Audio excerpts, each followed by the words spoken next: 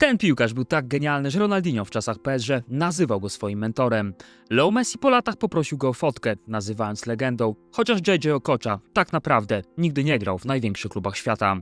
Co zatem sprawiło, że do dziś jest inspiracją dla kolejnych pokoleń piłkarzy? Co w ogóle robi w Bundeslidze, kiedy w spektakularny sposób pokonał Olivera Kahna? I przede wszystkim jak wyglądały jego lata w Premier League, kiedy brutalnie ośmieszał rywali. Zapraszam Was na tę piłkarską podróż pełną niespodziewanych zwrotów i magicznych momentów. To historia człowieka, który bawił się piłką. Był tak spektakularny, że w PSG niektórzy przerywali trening, by popatrzeć, jak czaruje razem z Ronaldinho. Zanim zacznę, to polecę Wam zasubskrybować mój kanał, gdzie co kilka dni wrzucam nowe odcinki. Będę wdzięczny za wypychanie tych filmów dalej. A teraz już film o jedynym i niepowtarzalnym JJ Okoczy. Ta opowieść rozpoczyna się w nigeryjskim mieście Enugu. To tutaj w sierpniu 1973 roku urodził się Augustin Azuka Okocha, w przyszłości nazywany po prostu JJ-em. Ksywkę tę dostał stosunkowo szybko. Jego brat James nazywany był w rodzinie J-em, co stanowiło naturalny skrót od jego imienia. Drugi z braci dostał tę ksywkę razy 2, tak żeby się odróżnić, choć trzeba przyznać, że brzmi to dość wdzięcznie i z czasem po prostu się przyjęło. JJ jest tak dobry, że nazwali go podwójnie. Właśnie w taki sposób po latach śpiewali o nim kibice w Anglii. Na razie jednak skupmy się na dzieciństwie. W regionie Delta, gdzie dorastał JJ, życie toczyło się wokół dwóch rzeczy: wydobycia ropy naftowej oraz rolnictwa. Ale mały Augustin miał zupełnie inny plan. Jak sam wspominał po latach, nie jest łatwo grać w piłkę, kiedy nie masz piłki. Ale od czego są puszki, kulki papieru i inne przedmioty? Piłka to bonus, coś ekstra. Tym większą mieliśmy radochę, kiedy w końcu się pojawiała, opowiadał Okocha. To właśnie tutaj, na ulicach bez asfaltu, bez prawdziwych piłek, formował się jeden z najbardziej utalentowanych technicznie piłkarzy w historii. JJ i jego koledzy grali wszystkim, co trochę przypominało piłkę. Ta podwórkowa lekcja okazała się bezcenna. Nauczyła go kreatywności, improwizacji i radości z gry. Innymi słowy, wszystkiego tego, co w późniejszych latach ciężko wytrenować, nawet z pomocą najlepszych trenerów. Młody JJ dołączył w 1990 roku do lokalnego klubu Enugu Rangers. Tego samego lata pojechał do zachodnich Niemiec, gdzie jego kolega Binebi Numa grał w trzecioligowej Borussii Neunkirchen. To mogło być zwyczajne wakacyjne spotkanie znajomych, ale oczywiście JJ nie byłby sobą, gdyby nie zabrał ze sobą butów piłkarskich. Młody Nigeryjczyk odwiedził kolegę na treningu i pewny swoich umiejętności zapytał trenera, czy może dołączyć do zajęć. To, co działo się przez następne 90 minut, można było opisać jednym słowem. Mianowicie magia. Wszyscy zbierali szczęki z ziemi. Trener miejscowych był tak zafascynowany tym, co widział, że od razu zaprosił chłopaka na kolejny trening, a niedługo potem podpisał z nim kontrakt. To był moment, który pokazał, jak wielka przepaść dzieliła prawdziwy talent od przeciętności. JJ, wychowany na ulicach Enugu, gdzie grało się wszystkim, co było pod ręką, w jednej chwili zrobił wrażenie na profesjonalnym niemieckim trenerze. Dookoła niemieccy chłopcy mieli wszystko: sprzęt, piłki, wspomagających rodziców. Ale nie mieli jednego, nie mieli takiego talentu jak Okocha. Rok później JJ grał już w drugiej lidze dla FC Saarbrücken. To był błyskawiczny awans z trzeciej ligi od razu o poziom wyżej. Ale młody Nigeryjczyk miał jeszcze większe ambicje. Po zaledwie kilku miesiącach został zwerbowany przez pierwszoligowy Eintracht Frankfurt.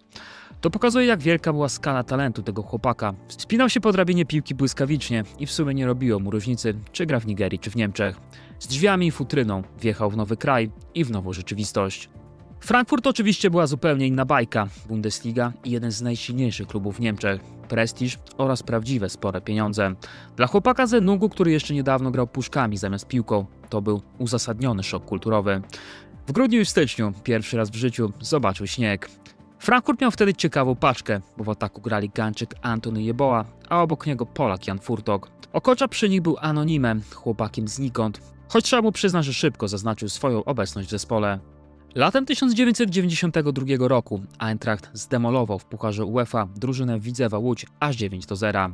3 asysty zaliczył 19-letni Okocha, choć to był dla niego dopiero drugi mecz w nowych barwach. Już kilka miesięcy później zadebiutował w reprezentacji Nigerii, a w następnym sezonie zdobył absolutnie fantastyczną bramkę w meczu Eintrachtu z Karlsruhe. Był 31 sierpnia 1993 roku. Okocha wszedł z ławki, a naprzeciwko bramce stał wielki Oliver Kahn. Nigeryjczyk otrzymał piłkę w polu karnym przeciwnika. Przed nim znajdował się bramkarz. Obok wspomagający go obrońcy. Jeden stał nawet na linii bramkowej. Wydawało się, że sytuacja była niemal beznadziejna, Ale JJ nie funkcjonował w konwencjonalnym uniwersum, jak ujął to jeden z niemieckich komentatorów.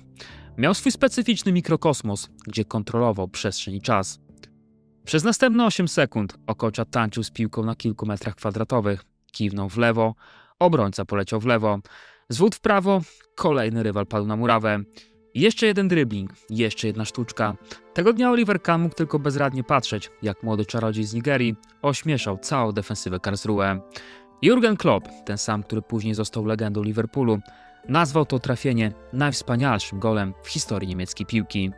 JJ otrzymał nagrodę za gola sezonu, a niemieccy kibice zaczęli coraz mocniej liczyć się z nigeryjskim magiem. Ten gol był tylko początkiem.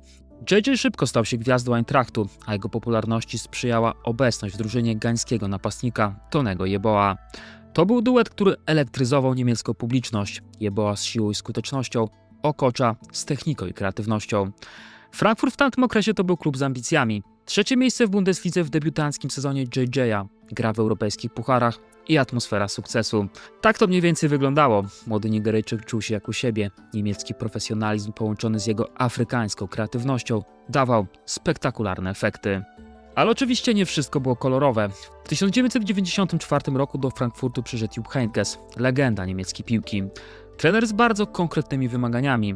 Heynckes miał problem z 3 zawodnikami: z Okochą, Mauricio Gaudino i Tonym Yeboahem. Zarzucał im lenistwo na treningach, brak profesjonalnego podejścia, zbyt luźne traktowanie obowiązków. To było zderzenie dwóch światów, niemieckiej dyscypliny z afrykańską spontanicznością. Heynckes, czyli człowiek systemów, nie potrafił zrozumieć, że dla Okochy piłka to była przede wszystkim radość i kreatywność. JJ z kolei nie mógł pojąć, dlaczego miał rezygnować ze swojej naturalności na rzecz sztywnych schematów. Wkrótce Yeboah i Gaudino odeszli do Anglii. JJ został, ale atmosfera nie była już taka sama. Sezon 95-96 zakończył się katastrofą. Eintracht Frankfurt, klub z tradycjami, drużyna, która jeszcze niedawno walczyła o europejskie puchary, spadła do 2. ligi. Spadek Frankfurtu był symbolicznym końcem pierwszego rozdziału europejskiej kariery Okochy. Młody Nigeryjczyk, który przychodził do Niemiec jako nastolatek z marzeniami, musiał błyskawicznie podjąć decyzję o swojej przyszłości. Miał 23 lata, nie był już tylko obiecującym talentem, był dojrzałym piłkarzem z międzynarodowym doświadczeniem.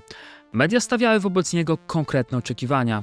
On oczywiście jeszcze wtedy nie wiedział, że Frankfurt to dopiero przedsionek, że niedługo zostanie idolem Stambułu, rekordowym transferem PSG i kapitanem drużyny Premier League, że jego nazwisko na zawsze zapisze się w historii futbolu nie przez liczbę trofeów, ale przez sposób, w jaki grał w piłkę. Fakt, że dzisiaj jest tak duża liczba kompilacji z driblingami Okochy, pokazuje, że nie był normalnym piłkarzem. Spadek Eintrachtu Frankfurt otworzył przed JJ-em nowe możliwości. Na stole pojawiła się oferta tureckiego Fenerbahce, które zapłaciło 1 000 000 euro za utalentowanego Nigeryjczyka. Pewnie nie był to oczywisty kierunek. Turcja w połowie lat 90. nie miała jeszcze tak bogatej ligi jak dzisiaj. Ale JJ nie myślał długo. Ostatecznie wylądował nad Bosforem przed startem sezonu 96-97. Stambuł w tamtym okresie przeżywał prawdziwy boom. Kraj rozkwitał piłkarsko, ściągał znanych trenerów, gwiazdy zbliżające się do końca kariery i coraz lepiej płacił.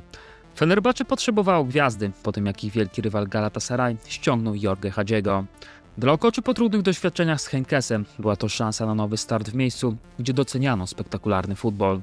Już pierwsze spotkanie w barwach nowego klubu zwiastowało, że będzie to udany związek. JJ zadebiutował w pierwszej rundzie kwalifikacji Ligi Mistrzów przeciwko Maccabi Tel Awiw, grając pełne 90 minut. 4 dni później miał okazję zaprezentować się kibicom Fenerbahce w lidze tureckiej. Przeciwnikiem był Samsunspor. W pierwszej połowie Okocha asystował przy golu Kemalettina Şentürk'a. Ale to było dopiero preludium. Halil İbrahim atladı. Okocha vurdu ve gol! Muhteşem bir gol! Süper bir gol! Okocha 3-0. Fenerbahçe 3, Samsunspor 0. Okocha! Fenerbahce wygrało 4-1, a nowa gwiazda momentalnie złapała kontakt z publicznością. JJ nie tylko wygrywał mecze, zabawiał publiczność w sposób, jakiego Turcja wcześniej nie znała. Pierwszy sezon w nowym kraju przyniósł Nigeryjczykowi prawdziwą sławę. We wrześniu w derbach przeciwko Galatasaray na Ali Sami Yen Okocha strzelił pięknego gola z rzutu wolnego i zaliczył asystę w zwycięstwie 4-0. To takie mecze budowały jego miejscową legendę. Co więcej, Okocha strzelał tyle pięknych goli, jakby za punkt honoru postawił sobie to, by każdy z nich zapadał w pamięć. Wkrótce na horyzoncie pojawiła się Liga Mistrzów i mecze przeciwko Manchesterowi United. W Turcji Anglicy pewnie wygrali 2-0. Okocha był wyróżniającą się postacią, ale tego dnia to ekipa Fergusona rozdawała karty. Jednak już w drugim spotkaniu na Old Trafford zdarzyło się coś niespodziewanego. Turcy pokonali United, przerywając tym samym trwającą latami passę nieprzegranych meczów Manchesteru u siebie w europejskich pucharach. JJ odegrał kluczową rolę w tym historycznym triumfie. To był moment, kiedy kibice pokochali go jeszcze bardziej. Oczywiście turecki kocioł czasem dawał mu się we znaki. Szybko przekonał się, że tutaj droga z nieba do piekła jest krótsza niż w innych krajach. Na przykład po porażce z Trabzonsporem Okocha potrafił uderzyć jednego z dziennikarzy w twarz. Tylko dlatego, że tym razem z fotoreporterem próbowali zrobić mu zdjęcie z narzeczoną, szukając sensacji.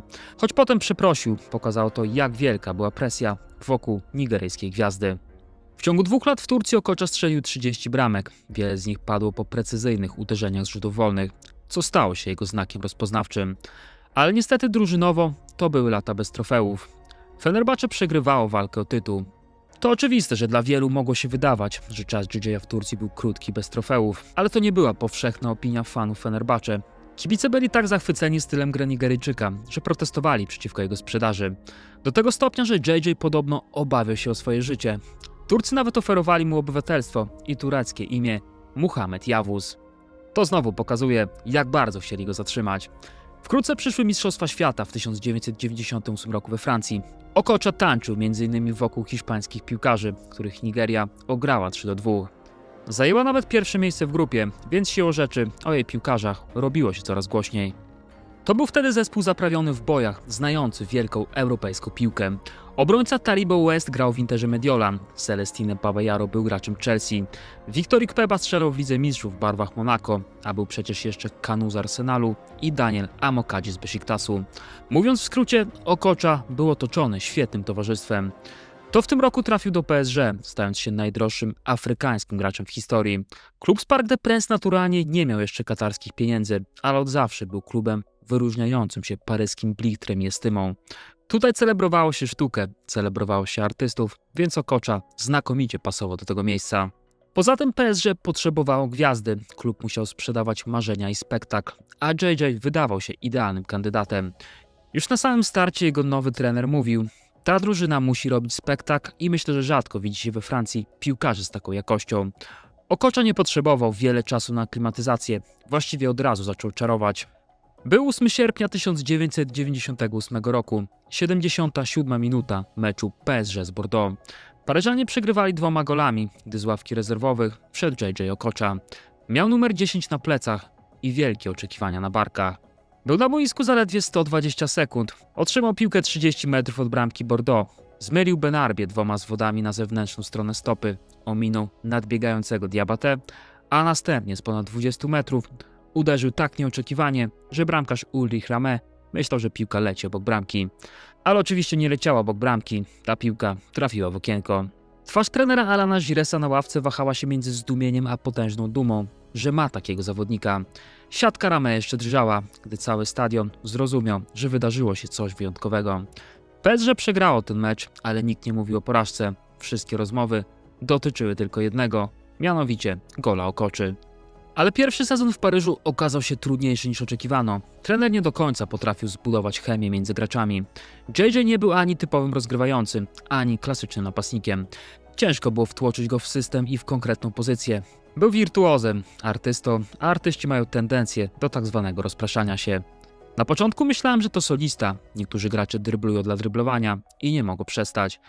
W jego przypadku tak nie jest. Mecz z Bordeaux pokazał, że każdy dribbling miał sens. Opowiadał Alan Giresse, który w 1998 roku przez kilka miesięcy trenował Okochę. Pierwszy sezon w PSG był dla JJ'a pasmem kontuzji i niespełnionych obietnic. W sumie nie rozegrał więcej niż 25 meczów w żadnym ligowym sezonie, co pokazywało jego problemy z fizycznością i dostosowaniem się do wymagań francuskiej ligi. Całe PSG zawodziło, było klubem środka tabeli. JJ oczywiście był błyskotliwy w pojedynczych momentach, ale te momenty przeplatały się z przeciętnością i ogromną frustracją. Dopiero drugi sezon przyniósł poprawę. JJ został przesunięty na pozycję pomocnika, gdzie mógł wykorzystywać swoje umiejętności w kreowaniu gry.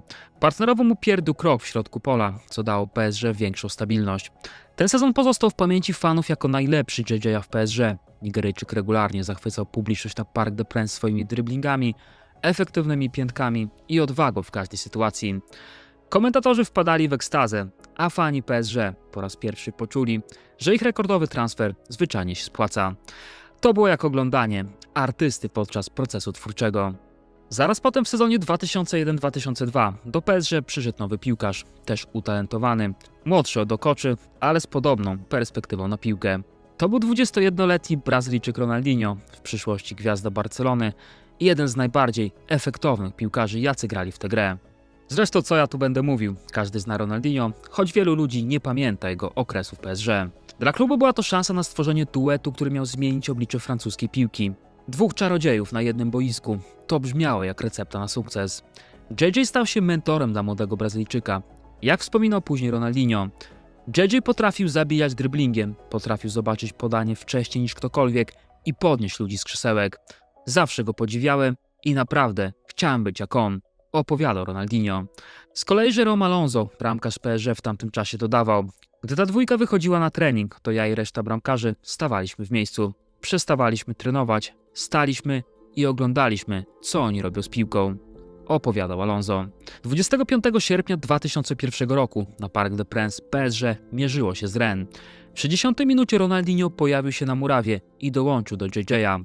6 minut później pojawił się błysk magii. Ronaldinho otrzymał piłkę z prawej strony po podaniu Cristobala, minął Juliana Escudé i zagrał do JJ'a. Nigeryjczyk odpowiedział instynktownie, uderzając nisko w dolny róg.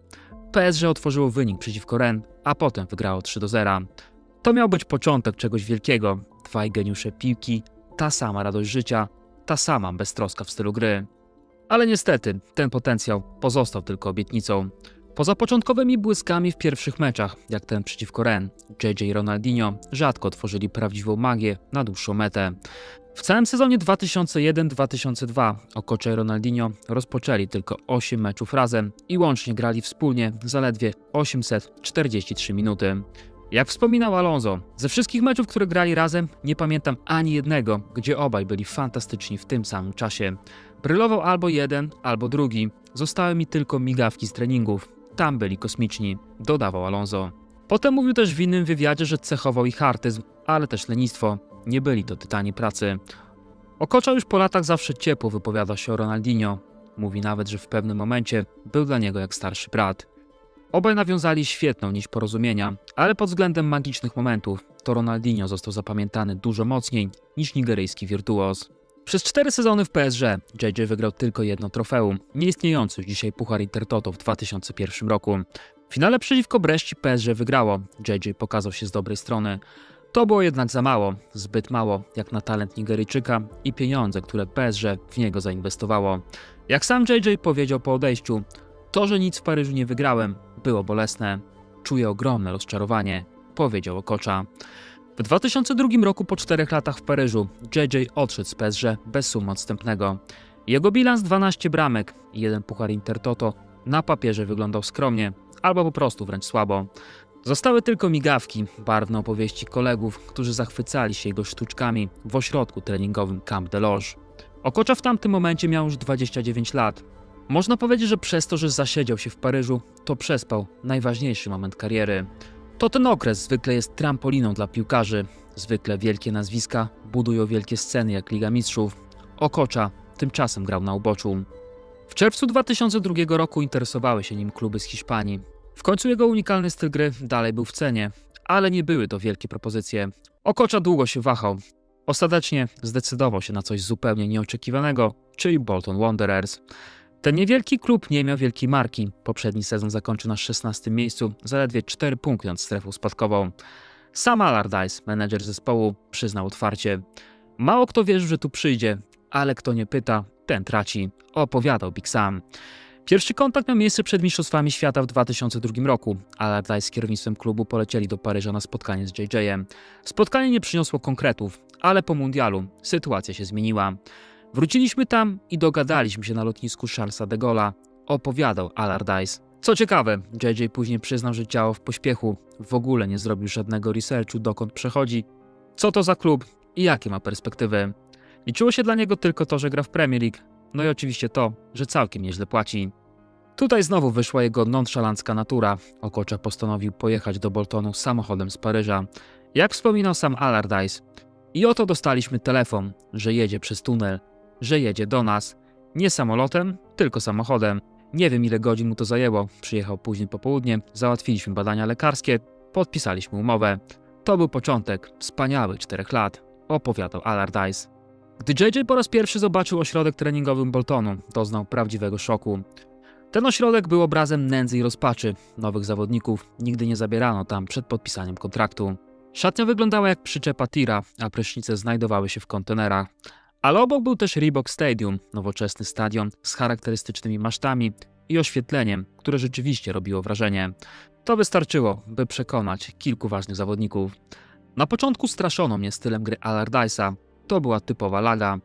Ale zrozumieliśmy się nawzajem. Przekonałem go, że jeśli znajdziemy właściwą równowagę, to może nam się udać. Gdy tam trafiłem, pomyślałem sobie, wow, ten facet zaraz dostanie zawału, jak ktoś zacznie się u niego kiwać. On nie lubił sztuczek, maksymalnie skracał drogę do bramki, opowiadał Okocha. Allardyce grał długimi piłkami, stawiał na fizyczność i zbieranie drugich piłek. JJ tymczasem reprezentował wszystko to, co było przeciwieństwem tego pomysłu. Ale wiedzieli, że potrzebują siebie nawzajem. Allardyce potrzebował mieć lidera w swoim pragmatycznym systemie. JJ natomiast koniecznie chciał podbijać Premier League. Kluczowy moment przyszedł w ostatnich meczach sezonu. Bolton miał świetną końcówkę, a Okocha strzelał ważne gole. Po jednym ze spotkań JJ wykonał słynny taniec z samym Allardyce'em. Umówiliśmy, że jeśli utrzymamy się w lidze, to zatańczymy razem. Nie wiedziałem tylko, że ćwiczył to przedtem, przyznawał Okocha. W tym czasie w barach w nigeryjskim Lagos wybuchały kłótnie o to, które mecze powinny być transmitowane w telewizji. Ludzie w tym kraju ubóstwiają Premier League, ale nagle mecze Manchesteru czy Liverpoolu przegrywały z meczami Boltonu. W półfinale Pucharu Ligi przeciwko Aston Villi Okocha potrafił zapakować 2 gole z rzutów wolnych. Innym razem w spotkaniu z Tottenhamem 3 razy trafił w poprzeczkę, tak jakby odtwarzał słynną reklamę z Ronaldinho. Poza tym uwielbiał ośmieszać rywali, dawał Boltonowi to, na co kibice w tym klubie czekali. Po latach nikt nie pamięta jego słabych meczów, wszyscy pamiętają momenty zabawy, a tych było mnóstwo. Kiedy parę lat temu The Athletic pisał tekst o Okoczy, sam Allardyce powiedział do dziennikarza Nicka Millera: chcesz rozmawiać o Okoczy? To absolutna przyjemność rozmawiać o tym człowieku. Bolton w tym okresie nazywano żartobliwie Galacticos ze względu na gwiazdorską obsadę. Do JJ'a dołączyli m.in. Yuri Djorkaeff, mistrz świata z Francją, Fernando Hierro, legenda Realu Madryt, Ivan Campo, były zawodnik Walencji Realu oraz Gareth Speed, kapitan reprezentacji Walii. Był też jeszcze El Hadji Diouf, gwiazda Senegalu i Hidetoshi Nakata, o którym nagrałem oddzielny odcinek. Szczyt sukcesów przyszedł w sezonie 2004-2005, gdy Bolton zakwalifikował się do Pucharu UEFA. Dla klubu, który jeszcze kilka lat wcześniej grał w niższych ligach, to było jak dotarcie na księżyc. To pokazywało, jak bardzo JJ zmienił oblicze klubu. W 2017 roku kibice Boltonu wybrali go najlepszym zawodnikiem w historii zespołu. Po odejściu z Boltonu w 2006 roku JJ podpisał lukratywny kontrakt w Katarze. To była decyzja czysto finansowa. W wieku 33 lat chciał zabezpieczyć swoją przyszłość. Katar oferował ogromne pieniądze za stosunkowo niewielki wysiłek w lidze, która nie była szczególnie wymagająca. Po roku wrócił jednak do Anglii, podpisując umowę z Hull City. Gdy zapytano go, dlaczego znowu gra na Wyspach, odpowiedział krótko: rozmawiałem z Bogiem, a potem Bóg powiedział mi, żebym tak zrobił. To była typowa odpowiedź JJ'a, połączenie duchowości z prostotą. Ale prawda była inna. Tęsknił za prawdziwym futbolem, tęsknił za atmosferą angielskich stadionów i oczywiście za wyzwaniami. W Hull City JJ był już jednak cieniem dawnego siebie. Miał 34 lata, nękały go kontuzje. Jego szybkość i decyzyjność nie były już takie same. W Championship rozegrał zaledwie 18 meczów, nie strzelił ani jednej bramki. Chociaż na koniec sam zespół awansował do Premier League. Chwilę potem Okocha zakończył karierę. Po latach wielu graczy mówiło, że inspirowało się stylem Okoczy.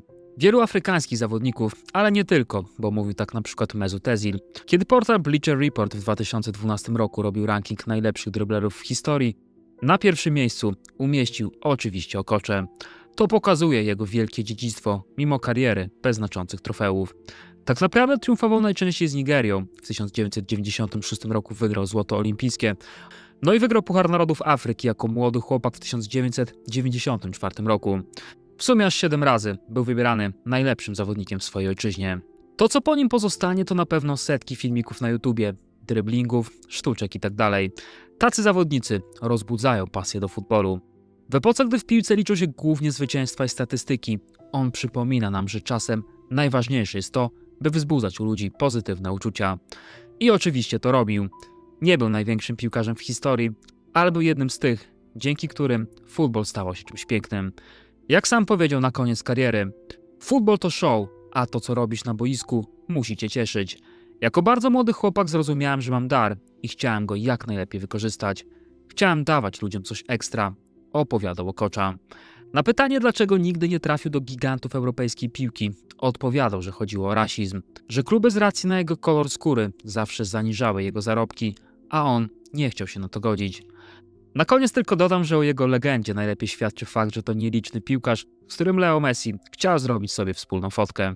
Okocza opowiadał o tym w następujący sposób. Kiedy pierwszy raz spotkałem Messiego, byłem w szoku. Stałem obok i to on podszedł do mnie pierwszy. Zawołał mnie po imieniu. Cześć Jay.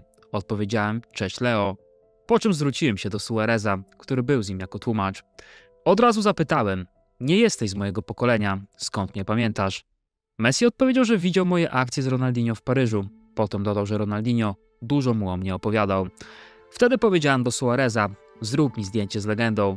Ale Messi się uśmiechnął, wyciągnął swój telefon mówiąc, nie, to ja muszę zrobić sobie fotkę z legendą. Zaraz potem wysłał to zdjęcie do Ronaldinho, opowiadał Okocza. Piłkarz, który nigdy nie traktował tego sportu jako biznesu. Dla niego to była przyjemność, po prostu zabawa.